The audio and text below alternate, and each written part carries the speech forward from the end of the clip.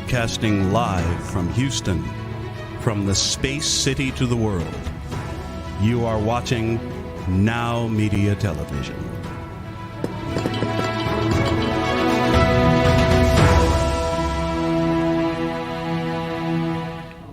Welcome to Power CEOs, the truth behind the business. I'm Jen Gaudet, your fearless host, entrepreneur, investor, and business strategist.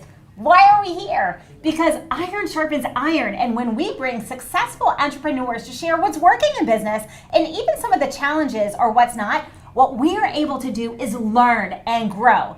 As we do that, the ripple effect impacts not only ourselves, our family, and our lives, but also our communities and our world. You're in for a treat today. I have an amazing entrepreneur here in studio with me, Emily Dietrich. She is a second generation family business owner. She has exited and is now taken the reins, and we're going to dive deep into all the family dynamics. What does it mean? How does that transpire? And how she's been able to take her business to the next level and even open it up so she could truly be the CEO and grow the business, working on the business instead of being stuck in the day-to-day.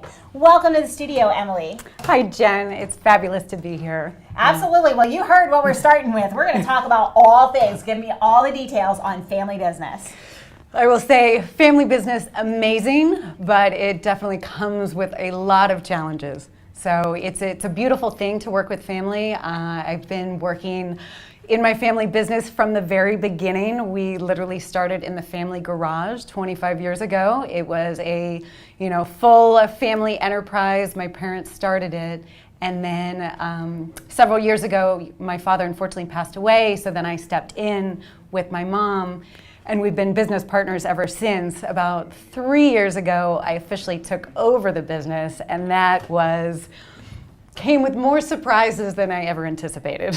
Oh, I'm sure. So tell me all the details, because your mom is your mother. Yes. We never turn parenting off. It's not possible. Listen, I'm a grandma now, and so we can't turn off parenting our kids even when they're adults. So how did that dynamic work as you were taking over the reins, but your mom was still your business partner? It's interesting. My mom's 100% artist right brain, and I kind of have the blend of the two, so business side and artist side. What I did find is that, as a parent or an owner of a business, the company will always be her baby, so that part will never go anywhere. But I think when she saw me come in and truly have a vision of where the company could go, she's then realized she needed to take a step back for the company to actually get to the place that we always envisioned it being. So it was not a struggle, but it did come with the challenges of change. Mm-hmm. So change in business, that's, I think, one of the hardest things most people have to deal with. As an entrepreneur, I think if you started your own thing, you're directing it from the start. But when you come into a family business that already has the framework and groundwork, and then you have to come in and change it, it's met with some resistance oftentimes. So absolutely it is. And not only have you taken the reins and really taken the bull by the horns and grown the business, you've also built a team and created a true business where you can actually exit, Correct. You can take yourself out and go do the high-level relationship building, speaking, running events, doing all the things, and trust your team that the business keeps operating. Talk to me about how talk to me about the struggle of that, because so many people ask how they don't want to let go of that control. So what was that like, and how were you able to let go of control and trust your team to be able to handle the day-to-day? Mm-hmm. I think that is one of the biggest challenges, and I had to look at that myself. You think you can do it all, and that's a terrible thing. You really can't do it all. So I spent the first year or two, I worked every single day. People would call me on the weekends. I was like, oh, sorry, I can't. I'm out at my office right now. And I got to this place where you were just exhausted, so you think nobody can do it like me. And what I realized is that you're doing yourself a disservice, because you're not trusting in the people that actually want to help you. So what I started doing is I almost took stock of what am I great at, well, what are the things that drain me? So, you do this inventory of self. And then I looked at the parts where, okay, actually I have an employee that is really eager to take this part over. Let them, and I think trust is a really big thing. And so I also realized that there were a few people that weren't on board with kind of the new direction and mission. So you have to be aware of that in your company. What I found, I always equate it to, we're all in a boat together, and you got to make sure we're all rowing together and we believe in the same thing. If you do have someone in that boat that doesn't like the direction you're headed, you need to be aware of that. So it did come with some difficult conversations of, one staff member that wasn't really ready for change and growth, and so then you deal with those conversations. But for me, I think it was actually looking at my staff and believing in them. So I think you're only as good as the systems you create and set up. So when you come into a family business or you come into a business that has already been existing, oftentimes there's no systems. That's the truth, especially in family businesses. So many Correct. times you started from scratch, and like you said, in a garage, right? Yes. And you just kind of do it, and you're throwing spaghetti at the wall, hoping something sticks, Right. and something catches, and then it does, and then you're kind of always like drinking from the fire hose. Once your business takes off and you're successful, you're so busy, fulfill, do all the things, and you're just kind of being retroactive or reactive instead of proactive. And you had the benefit of coming into that, having that bigger vision and that bigger look and saying, wait, hold up, guys. This isn't really working. This isn't serving us. We're not going to be able to get to the next level if we don't make some changes here. And of course, it's always hard. Yes. It's always hard. And sometimes we find when we do that and we take inventory, we have the right people on the team, but they're in the wrong seats in the bus. Yes. And so what I heard you say, and I really want you guys to listen to this because it's very, very important.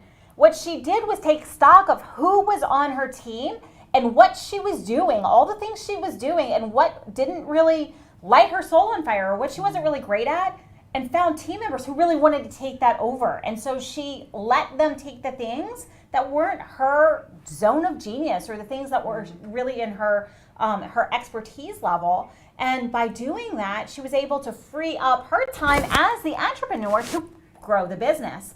So you know what's coming next. One of those team members was your mom, and you Correct. You exited your mom. I did, and that it was a difficult thing because, like I said, after 25 years, this company is, my mom's baby. She watched it from the start, watched it grow up. Our company name is even from my grandparents' name. Raymond and Marion is where the company name Raymar comes from. And what I found is that, my mom at that point, she's 75, she's a beautiful soul, true artist, right brain.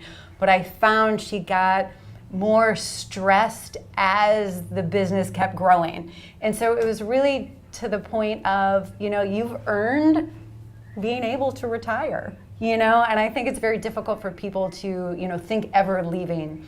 And so I think being able to paint the picture of where we were headed and to have that beautiful conversation that did come with some friction, but to have that conversation and get through it, and now she is wildly happy, and so to now have gotten through to the other side of that is an amazing thing where I knew the company could never get to the place or the trajectory we were headed if she was still there. I think I've heard this philosophy, if you have two business owners and they think alike, one of you is replaceable. Yep. And so I did find that a lot that, my mom and I, we see eye to eye and everything, which is amazing, and you need a business partner like that, but also I think you need a business partner that picks up those areas that you're not strong in, and by now making space for someone else, one of my key employees, she's stepping up and she's like, pick me, She wants to step up into that role, so I'm considering her to basically become more of a business partner role. That's super fantastic. And so what you've heard is family business. Yes, lots of us start that way, but it's super important as we grow, as we scale, to take a hard look, an objective look at, is what we're doing working anymore? Is it going to support our next level of success? We are growing. do we have the systems in place and the people in place and in the right seats on the bus in order to reach that level of growth? And the most difficult part of family business, how do I transition the first generation out as I really take the reins and so that we can allow everything to succeed? So we are going to have to take a brief break, but we will be right back after these messages.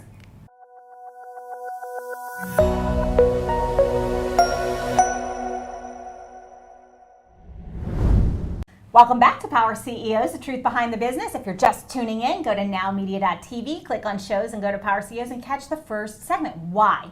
Because we are talking about family business. What is it when we have a family business and all of a sudden now we're the next generation taking it over? What are the challenges that come about? How do we exit a parent from the business? And so much more. You're not going to want to miss it. But we're going to dive right back in with Emily. And Emily, you helped exit your mom from the day-to-day in the business. It didn't come without challenges.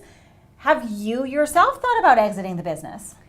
You know, I never did at first. And now I think when you're in this position of, oh, wow, for so long we were always this mother-daughter entity, what does the company now look like, you know, as a second generation business?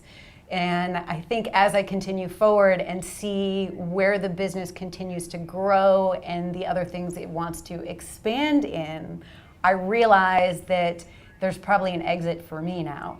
You know, I don't know the exact time frame, but you need to get the business in a position where it sustains itself without you fully running it all the time. Yeah, and so we talk a lot about being the CEO of your business and your life on this show, and what you are doing now. You're in that phase where you've become the CEO, you've really embraced that, you've developed the teams, and now it's time to exit your role completely so you don't ever have to be present and the business still runs and grows together. Doesn't mean you have to exit the business necessarily, but you do have to have those people in place if you ever want to sell the business or see that or exit to whomever that happens. So as you've built your team and trusted your employees and hired the key people, getting them in the right seats on the bus so that the business runs for itself, a little birdie told me that you were able to step away and actually go on a trip overseas, which was a great business move. It was. So I think what I discovered in the past couple of years is that most owners, business owners, entrepreneurs, you never take a real break. You know, you're constantly, you know, working in the business instead of on the business. And when I finally got to the place of, you know, stepping outside of it and realizing, oh, I'm not here stuck in the day-to-day minutia of it, that I actually need to take a break to kind of refill your creative well, to come back and look at your business again with new inspired eyes. And I got to take this incredible trip to actually South Africa. So I was on a wild safari, basically around lions and leopards. And I think when you have this experience of being somewhere like that, you come back changed. And I came back into the business with, you know, I think a different drive and energy that I wouldn't have had if I hadn't stepped away from it, you know? So I think it's really important that you don't get stuck feeling that you can't ever get away. And so I'm going to ask the question because you know I'm a coach. Yes. And so one of the things we talk about a lot on the show also is having the right coaches and mentors, the right team behind you to allow you to recognize your brilliance and to get to that next level. If we knew how to get to the next level already, we'd be there. I have several coaches and mentors myself. And so what was that role for you, and how important was that in your ability to really take it to the next level? So Jen was my coach, and I will share that. And I would say it was invaluable to have a business coach, because I think it's the ability to somebody else to look at all those kind of pitfalls or the places that you can't see yourself. I always say relationships are really mirrors. You know, they almost expose parts of yourself that maybe you don't want to see, or that you think, oh no, I got this covered, but you really don't, you know, and you need some help. So I think having a business coach really allows you to see your business differently and recognize the parts that, you know, step away, take a break, and come back revitalized and renewed to really go full force on your business. I think we all do ourselves a disservice that you think you need to be there all the time, and you don't. So, and I'm going to ask you the question because we get this all the time. Yeah. What about when it's uncomfortable? What do you do? Oh, at work or just along the way? I think I realized you will only grow through discomfort. I always say, if you want to be an entrepreneur, get ready and buckle up because it is not a comfortable ride. If you wanted a comfortable ride, you would have a very safe, 9-to-5 job, which honestly these days I don't think is even that safe. Yeah, it really is a farce. It really is it's an illusion because there's no loyalty safety anymore. Correct. So I would much rather invest in myself and my abilities, knowing that I'm the one in charge. I think that's much more important. So absolutely. So talk to me a little bit about when you were able to come out of the business and you went on this safari. You met other people that actually inspired you to build strategic relationships with other artists. So I don't know that we've talked about what it is that you do in your business. Why don't you say what your business does and then back into it, how did we start our first collaboration with an artist? So what I do, my company is Raymar. I make fine art materials for professional oil painters. So I import linen from France and Belgium, and instead of what you normally think of a stretched canvas, it's actually canvas mounted to a rigid surface, whether that's hardboard or aluminum. Most people don't know this, but it is a more archival way to paint. So the Mona Lisa is actually on a panel. It's not on a stretched canvas. So the first thing that art historians or conservationists do is take that linen or canvas off the stretcher bars and immediately mount it to a rigid surface. That prevents the paint film from cracking. It'll make your painting last longer over time. So that's actually the product that I'm making, and I deal with artists, some of the top professional representational artists in the country, and also throughout the world. So I ship internationally as well. And so talk about the first partnership, strategic partnership that you have developed. How did you choose your partner? Like, how did that come about? And how did that actually accelerate your brand awareness? So I think whatever business you're in, I do feel you have to be in the community of your customers. That's so important. So you start these conversations, and then, I aligned with some artists that are, like I said, some of the best artists in the country. And, a few of them, Jeremy Lipkin, he's basically the next John Singer Sargent of today. And he loves our linen. So it was a collaboration and conversation together of, what do you need? I think any business, you get in business because you're trying to fill a need for your customer. So in those conversations, we basically built, his signature panel and linen. We also created a signature paint set for him, and then you launch that for this artist. So in doing that, that kind of snowballed into conversations with other artists of, oh wait, I would like something like that too. And then the way I was able to go to South Africa was that artist was teaching a workshop in South Africa. So I connected, it's an incredible company. If anyone wants to go on a painting safari, it's called Workshops in South Africa. And I've now built a strategic partnership to bring our product to South Africa, where they don't have very good art supplies, and create this experience of painting on wildlife safaris. That's super fantastic. And as we do this and we find the partnerships, what happens is they're promoting you to your ideal client, you're promoting them, which gets them more visibility to your overarching audience. And we talk a lot about this show, cross-pollinating our audiences, co-branding, co-marketing, because it's so critically important. And social media, it's free, guys. Right. Like, social media is free exposure. And so when we do these kind of collaborations, when we make these strategic partnerships, what we're able to do is we're able to pretty much market ourselves or be visible to that other person's audience. And there will be some overlap. Well, there will be a lot of people in that person's audience that don't know you. And there will be a lot of people in your audience that don't know them. So it's a win-win conversation. It's a win-win situation that increases your exposure and your brand awareness. And that's one of the key aspects to building your brand awareness, and then partnering with the right partners who align with you and your values, your culture, and what you're looking to do. Just elevates everything. So we do have to take a break in just a moment, but of that experience, if there was one thing you wish you knew before you made that first partnership, thinking back, what would it be?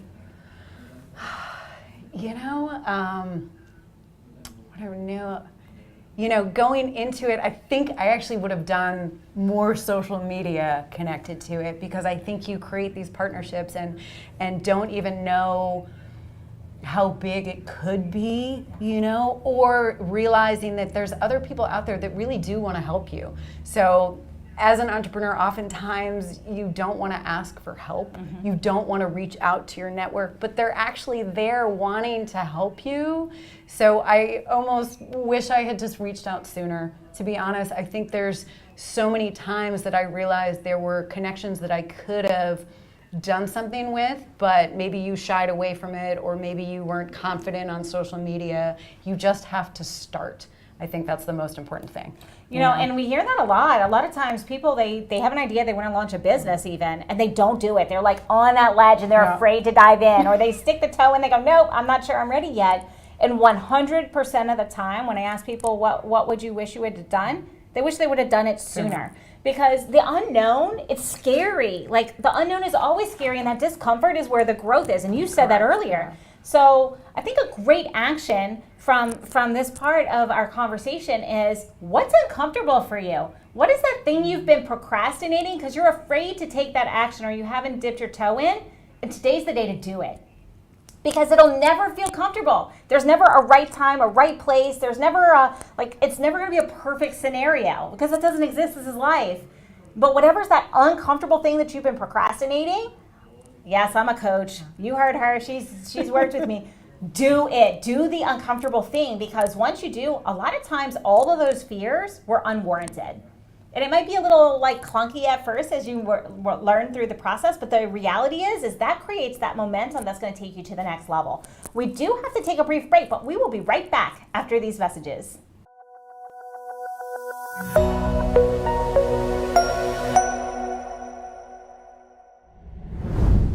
Welcome back to Power CEO's The Truth Behind the Business. If you're just tuning in, go to nowmedia.tv, click on shows, and pull up Power CEOs, the first half of the show. Why? Because Emily has dropped so much goodness. She talked about coming into being in a family business. She talked about taking the reins from the first generation, because she's second generation in the business. She talked about exiting her mother from the business, and what does that look like? Building the team so that she could step away and actually work on the business instead of in the business. And we've talked about strategic partnerships and how important that is to growing our businesses to the next level. I'm going to turn it back to what's next, because you've achieved this level of success. You've truly become the CEO, where you don't have to do any of the day-to-day operations. You're focused on growth of your business. Where are we heading? I would say, the whole reason this company started, it wasn't just about selling a product. Yes, you start a business, typically, you are selling a product, but it was always to have something larger than yourself and to give back to the art community. So I've actually opened, in conjunction with Raymar, it's the Raymar Studio. So we're now starting to host our own art workshops or curated art events. We recently had an artist in, a British artist from Dubai, and we had a weekend workshop with him, sold it out, had an incredible experience, and we realized, this is our way of bringing more education, bringing more experiences to our community of artists. In conjunction with that, we're also building the Raymar Foundation. So one of the things that is near and dear to me as an artist is most people, when they're starting out, especially when you're younger, you don't believe you can have a career as an artist. You get fed all those terrible lines, you'll be a starving artist, there's no money in the art world. And so in starting the foundation, we have kind of piggybacked on a few events or strategic partnerships with foundations, and now we're going to be building our own. So there is an event that we do every year for the past about 10 years now. It's called the Palette Project. We work with the Scottsdale Artist School in Arizona, and if you're a kid between the ages of 16 and about 22, you can apply into this, and you'll get 2 full days of free art instruction with one of the top professional artists in America, and all your art supplies are donated, Raymar panels included. And so what we realize is that's that age, when you're in high school, you're a teenager, and no one has shown you that you can have a career as an artist. And so that is going to be a part of the Raymar Foundation. It will be a way to give back to the art community. We'll also do art scholarships as well. One of the other things, as an artist, most artists don't have the business mindset, but you are really an entrepreneur. You are in business for yourself, so part of the foundation will be building business courses as an artist, which I think is imperative for any artist to be truly successful. Absolutely, and you bring up a point, and so many people are really good at what they do, artists or otherwise. Like, we see this in medicine. They don't teach us in medical school, they don't teach us business. We don't know anything about business, and all of a sudden we decide we're going to have our own clinic, and it's like, oh crap, I don't know what to do. And so we have to really trial by fire and drink from the fire hose. And when I started, there was no such thing as business coaching back in the day. So I had to figure it out the hard way. But I think it's super fantastic that you're bringing that business mindset, that business education to the art community, because you're right. It's not there, and there is a lot of discouragement in traditional mindset, but the reality is we live in a different world.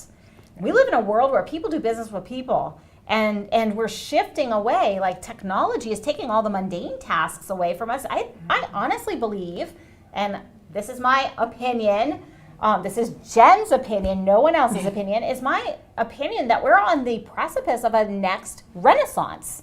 Because AI and technology is taking away a lot of the day-to-day tasks for a lot of people. So we're going to have some upskilling. We're going to have another evolution of work. And I think that's going to free up some time so that we can go back to pursuing the arts, music, etc. You don't have to agree with me, but that's my personal belief. I choose to say, yes, we are entering the next renaissance period, in which case it's vitally important that we're teaching our youth, what does it look like to be an entrepreneur? What does it look like to make a business or a career out of this, so that we can actually really enrich the lives of our communities?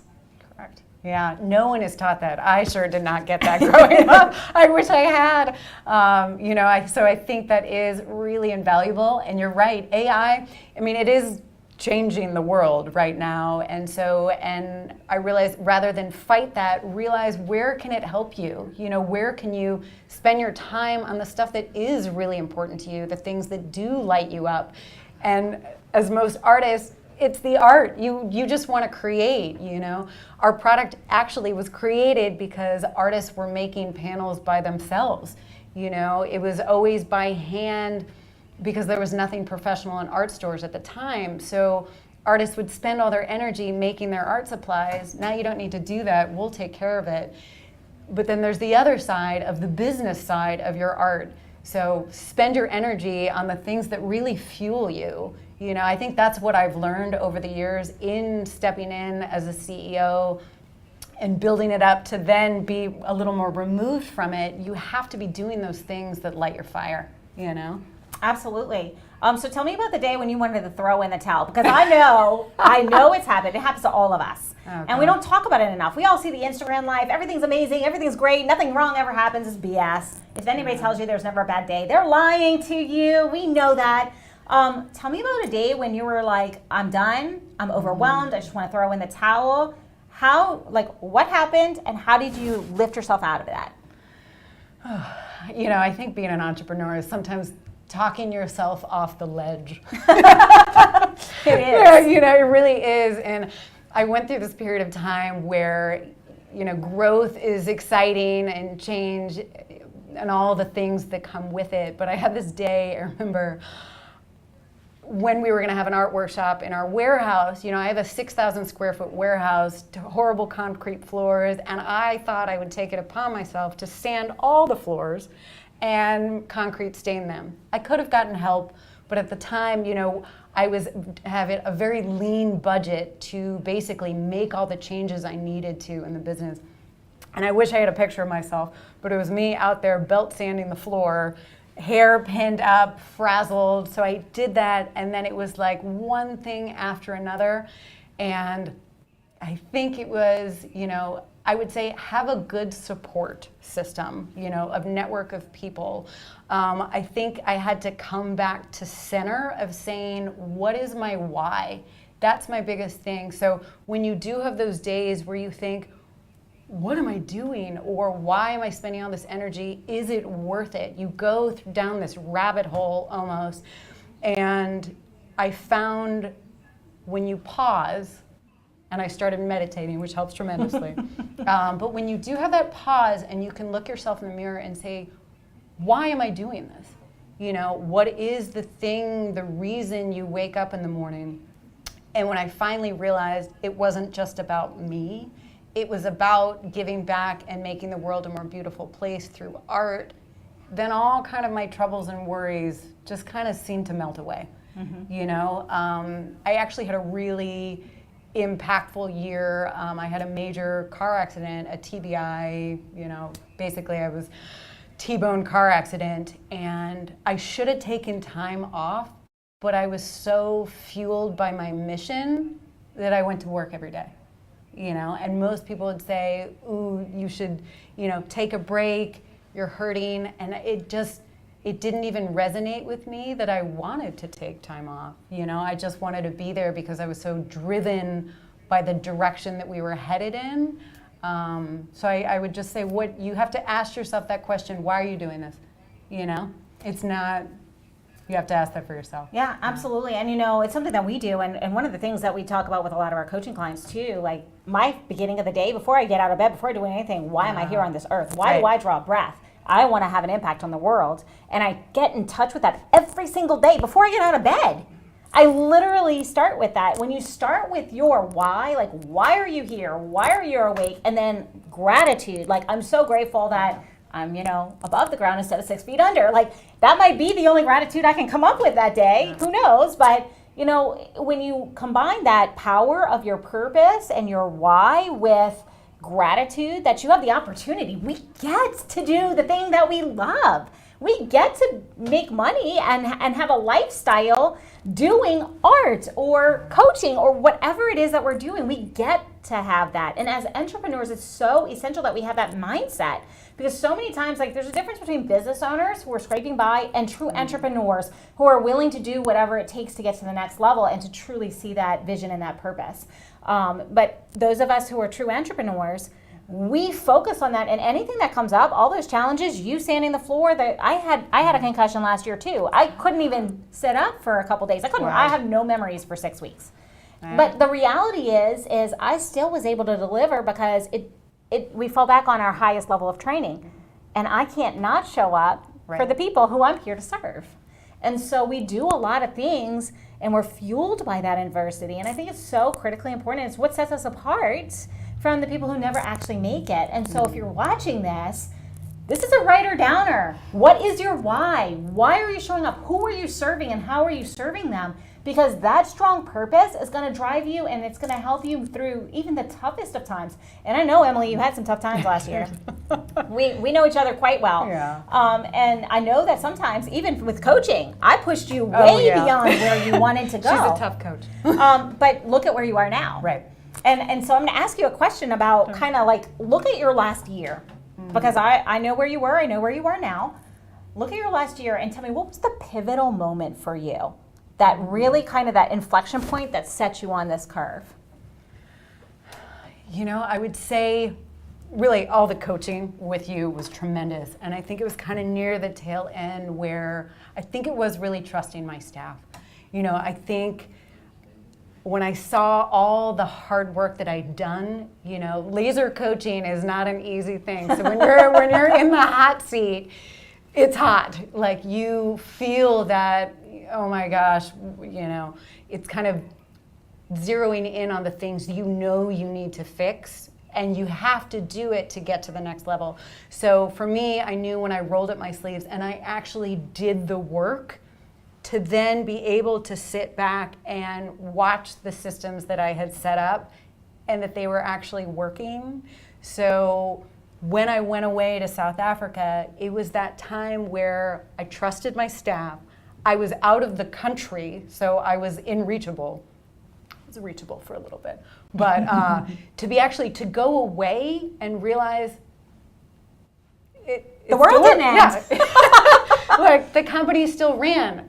Oh, so I think that was the confirmation of don't hold the reins so tight that you don't allow other people to step in. And I think when I finally saw that and I saw my staff saying, I want to do this, I want to step up, pick me. Okay, and then you listen to that, and then it was this smooth machine running versus feeling everything was disjoint and frustrating. It felt like a very well-oiled machine. Yeah, so to use another analogy, you went from being first chair violin, first chair bass, first chair cello, all the things, to being the conductor of the symphony. Yes. And it flowed nicely. And sometimes we need to take that step back so that we can see, is what we're doing working? Is there something that doesn't work? Because we also learn that. We learn when we step away and we are not reachable, we learn where we have opportunities to improve, and it gives us that insight that we need. We do have to take a brief break, but we'll be right back after these messages.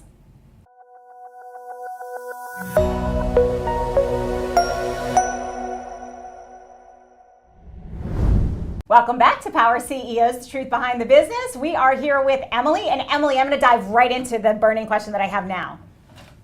If you could go back in time and give yourself any piece of advice when you were about to embark on this next generation situation taking over the company, what would it be?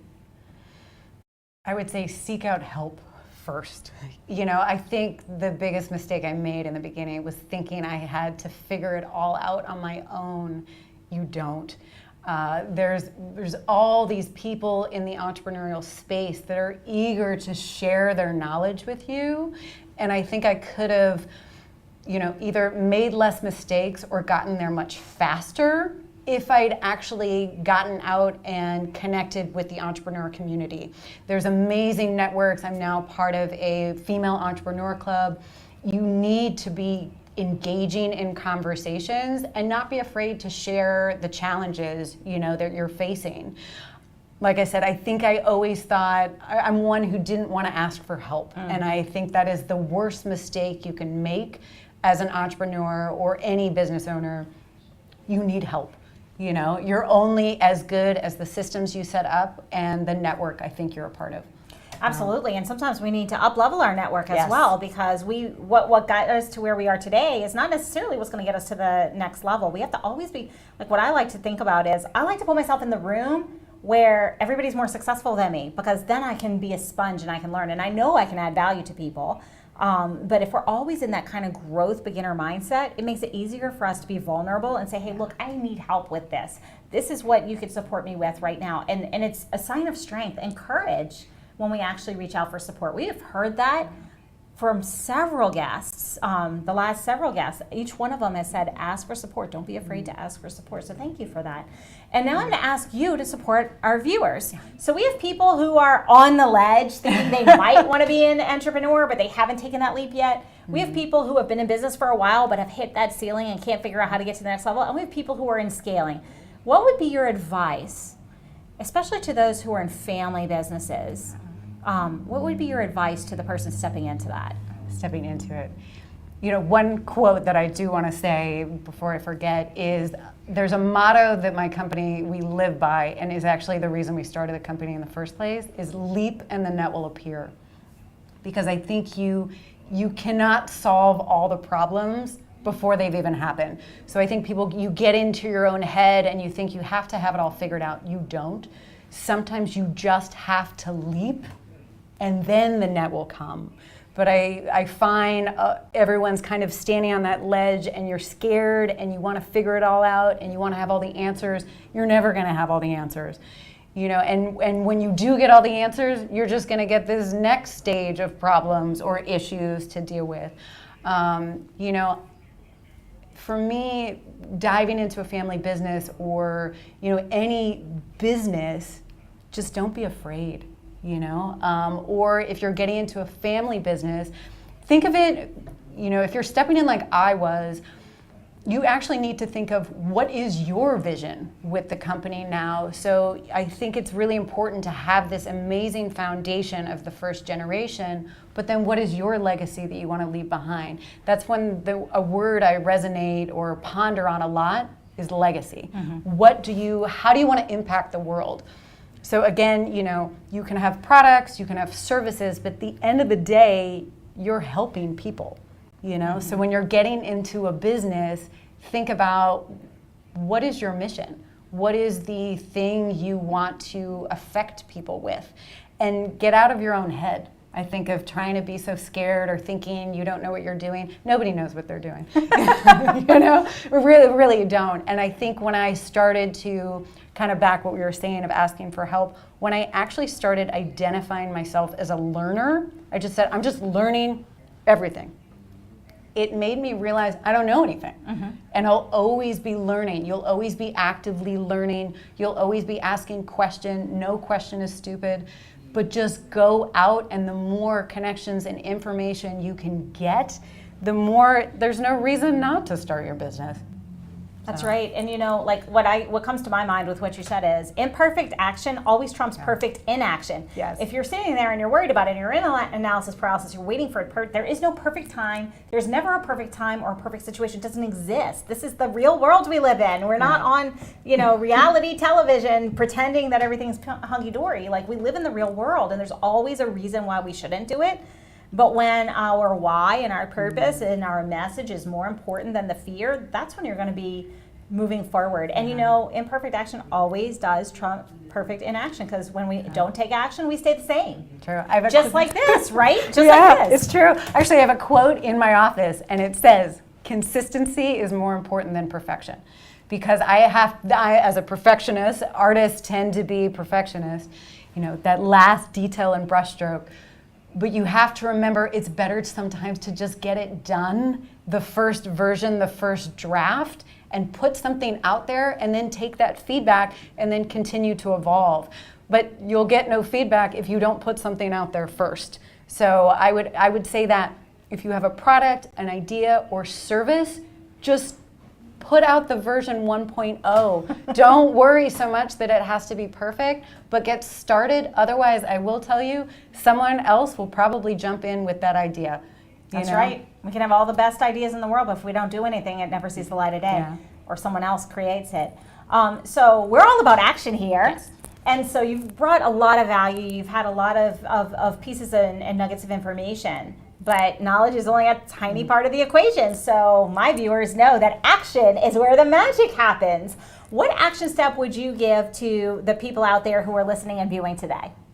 Action step in their business, or just business, life, whatever. Whatever's calling to you from our discussion. I would just say, go for it. I actually have I have a ring, and I engraved on the inside, run towards it. I think there's a lot of things that you're scared of, or you think you can't handle. Everyone has a goal or a vision of where you're headed, and don't just walk towards it. Freaking run towards it. Go after it. That's what I would say. Woo! I like it. She is a powerful woman, and you're right, leaning in. Like, we call it leaning in. Oh, you're scared? Let me lean into that fear and let me see where it takes me. Like, allow that stuff to fuel us. So Emily, if people have been watching, the people have been listening, and they're interested in learning more about Raymar or learning more about you or reaching out to you, how can they reach out to you? Yeah, so my business website is just www.raymar.com, RAYMAR.com. So that's the main business. Everyone knows an artist, so check out our company. If you did want to order samples, supplies, anything, I'm happy to offer a 15% off coupon. So if you go to our website, it's just Power15 in honor of Power CEOs today. And if you want to find us on Instagram, that's where we share most of the artists and artwork that we're connected to. It's just Raymar Panels on Instagram. If you want to find me personally, it's just my full name, which is Emily C. Dietrich. That's on Instagram as well. So. And she is responsive, and she's an amazing rock star. If you happen to move in the art space, reach out to Emily for sure, because she is a mover and shaker. She is somebody that you definitely want to know. Thank you so much for all your expertise. And I'm going to ask you for one more thing today. Give me a book, a podcast, something that it has been transformational for you. I'll leave you with a couple books. Okay. The Artist's Way. So it's actually where that quote comes from, leap and the net will appear. And even if you're not an artist, people are very scared to use that term sometimes. It's, it almost, you have to feel empowered to call yourself an artist, but it's creative thinking. It almost is a 12-step program of recovery is how the book is laid out. But I will tell you, that book has enabled my company to start. It has also enabled me to do the things that scared me and realize they weren't that scary. So that's what I would say. Another book that I do love, it's kind of a life philosophy book, is The Alchemist. If anybody's read that. Sometimes I feel like you do have to go out and search the whole world, and you realize the treasure is actually just within. Yeah, I love that book too. Yeah, couldn't go. Oh, you gave me chills. That was awesome. Talk about synchronicity. I actually reread The Alchemist fantastic. once a year. I do too. And once a year, because when we read it, we're a different person, and so we always have a different takeaway. Thank you so much for all of your wisdom and showing up here. We really appreciate you. It was an absolute pleasure to be here, Jen. Thank you. Absolutely. And you, yes, you, it is time to decide. Today is the day that we overcome fear and doubt and decide we're going to take action. So pick one thing you heard today with our conversation with Emily. Maybe it's picking up The Alchemist, or was The Artist Within? The Artist's Way. Or The Artist's Way, and giving it a read and taking that and implementing it in your business. Maybe it's reaching out for support. You can always reach out to me. I'm on social media and all the socials. Feel free to DM me. And getting a coach. Whatever that action is for you, you're going to take it right now, not tomorrow and not next week, because then it's just another hour that we listened to all kinds of amazing things and said, yes, I'm going to do this, and didn't take action. Action's where the magic happens. It's how we actually start that positive momentum so that we can create the business and the life that we deserve and we want, so we can have the impact that we want. So take action today. And until the next time, because yes, the show is coming to an end. We will be back next time, same station, next week, same time. But until then, go win today, win this week, and we'll see you next time. This has been a Now Media Networks feature presentation. All rights reserved.